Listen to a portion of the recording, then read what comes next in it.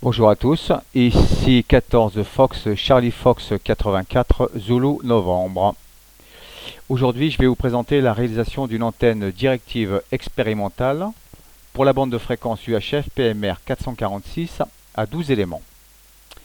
Avant de faire ce montage, j'ai regardé ce qui existait déjà sur le net, mais force est de constater que beaucoup de tutos ou de pages web consacrées à la réalisation d'antennes, notamment en UHF, se contente de donner les cotes, les longueurs des éléments et les espacements.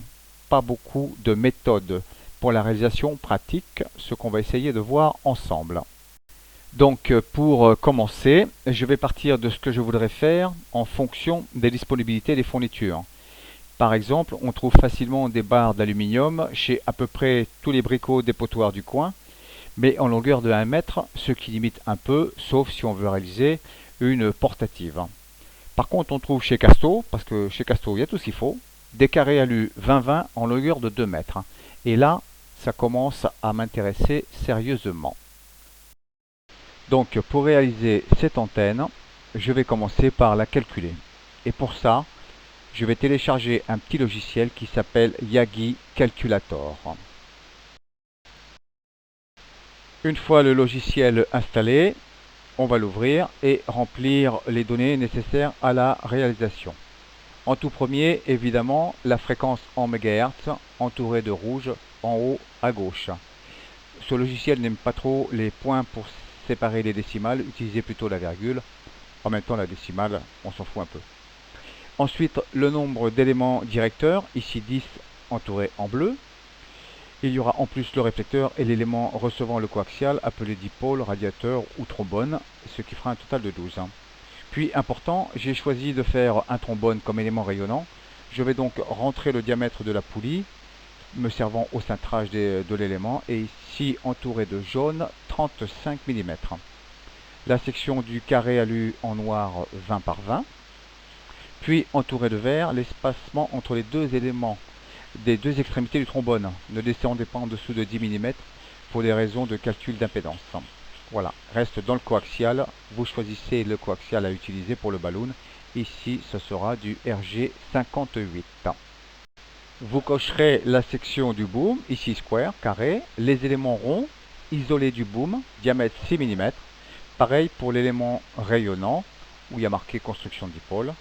Et enfin, vous cliquez sur calculer. Vous arrivez donc à la feuille de calcul avec tous les résultats. La longueur d'onde, la longueur de tous les éléments et leur emplacement, ainsi que la position sur le boom. Également, vous avez les différents éléments pour cintrer le trombone, le petit schéma qui est à droite, et puis les données qui sont en bas du tableau. Servez-vous de tout ça, faites un travail propre et vous en serez très fiers. En cliquant sur Balloon, vous allez avoir le détail pour la construction du ballon. Attention, la longueur 222 mm, c'est de 13 de masse à 13 de masse, important. Une fois tous les éléments théoriques en main, on va passer à la partie pratique. Vous allez commencer par tracer sur votre carré alu l'emplacement de tous les éléments, et puis à l'aide d'une perceuse sur colonne, pour faire des percements transversaux particulièrement propres, on va percer tous les marquages, sauf l'emplacement du trombone, qui lui n'a pas besoin d'être percé, puisque on verra après comment on fait. Perso, j'ai commencé avec une mèche de 4, ensuite une mèche de 8, et enfin une mèche de 12, pour avoir des trous propres et sans bavure, avec une mèche inforée qui coupe le mieux possible. Pourquoi un diamètre 12 sur le boom?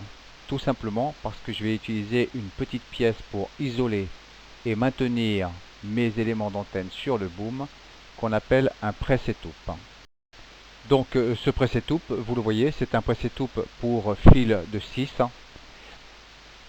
de manière à pouvoir passer évidemment notre barre de 6. Le press-étoupe en version éclatée, il a un écrou qu'on voit tout en bas, et c'est cet écrou qu'il va falloir travailler pour pouvoir le faire passer à l'intérieur du carré 20-20. Donc je vais travailler deux faces de l'écrou du press-étoupe pour pouvoir le faire rentrer à l'intérieur du carré avec une lime à bois. Franchement c'est parfait et il ne faut pas en enlever beaucoup. ça l'empêchera de tourner à l'intérieur du carré quand vous allez le serrer. La partie un petit peu délicate, c'est d'envoyer ce trombone, ok, me gêne cette radio, à l'intérieur du carré 20-20. Pour ça, j'ai utilisé un brin de 10 mm sur lequel, à l'extrémité, j'ai mis un bout de scotch double face. Et ce double face me sert à maintenir juste l'écrou du presse-étoupe. J'envoie ça dans le carré d'aluminium. Je le fais glisser à l'intérieur, évidemment. Je le fais glisser le plus loin possible et puis en face le trou. Et puis j'ai plus qu'à visser l'autre partie du presse-étoupe. Alors c'est un petit peu compliqué, c'est un peu emmerdant pour rester poli, mais franchement ça a de la classe après une fois que c'est fini. Vous verrez, vous en serez assez content. Bien entendu, et contrairement à la photo, il faut commencer sur l'élément le plus loin possible, c'est-à-dire qu'avec votre tube de 10 d'un mètre de longueur, vous allez chercher le trou le plus loin possible, vous mettez le premier presse-étoupe et vous mettez son vis-à-vis de suite. Voilà. Une fois tous les presse-étoupes mis en place, il n'y a plus qu'à couper les éléments à la bonne longueur. Donc une fois tracé à la bonne longueur, au millimètre près quand même, je vais couper tous mes éléments à l'aide d'un coupe-tube. Pour ceux qui ne connaissent pas, c'est un petit engin qui permet de couper des tubes de plomberie. Et vous verrez, ça fait un travail très propre, c'est très précis, et puis ça fait quand même plus propre que la scie à métaux qui fait des bavures, qu'il faut limer, enfin ça fait dégueulasse quoi. Voilà, donc tous les éléments coupés, ils seront repérés ou envoyés l'un après l'autre dans les presse-étoupes. Voilà, une fois tous les presse-étoupes montés, ça donne ça, ainsi que les éléments avec, c'est pas mal. On va passer maintenant à la réalisation pratique du trombone. Dans la fiche de résultats, vous avez toutes les longueurs et les endroits où il faut les cintrer, repérer A, B, C, D, E, F, etc. Pour ça, j'ai réalisé une petite cintreuse avec des galets, donc de 35 mm, puisque c'est ce diamètre-là qui m'intéresse. J'ai donc cintré tous mes éléments, enfin mes deux extrémités du trombone. Plus faites ça proprement parce que ça sera votre fierté, ça aura de la gueule une fois que ça sera terminé. Vérifiez bien évidemment la longueur finale. Moi je devais avoir 335 mm. J'ai envie de dire que c'est pas trop mal. Ensuite, il faut séparer les deux extrémités de manière à laisser les 10 mm prévus au départ pile au centre. Donc vous coupez le trop-plein pour obtenir ce que vous avez besoin. Ces deux extrémités, on va les travailler avec un plat, faire un plat dessus de manière à pouvoir les percer et fixer le ballon avec des cosses. Voilà, moi j'ai percé à 3,2 mm, comme ça j'envoie des vis à 3,2. Vous pouvez voir que c'est percé aux deux extrémités ainsi qu'au centre en dessous pour pouvoir le fixer sur le boom. On va arriver à la réalisation du ballon. Je rappelle, 222 mm, c'est de 13 de masse à 13 de masse. Attention à ça, de ne pas vous planter et de prévoir la 13 de masse pour relier l'ensemble sur le boom. Donc mon ballon réalisé avec du K-Berger 58, 222 mm. Les deux 13 de masse sont soudées entre elles. Attention de ne pas trop chauffer, vous allez fondre la partie isolante du centre. Je vais y raccorder mes cosses à souder. Et puis voici donc mon ballon terminé, raccordé sur le trombone.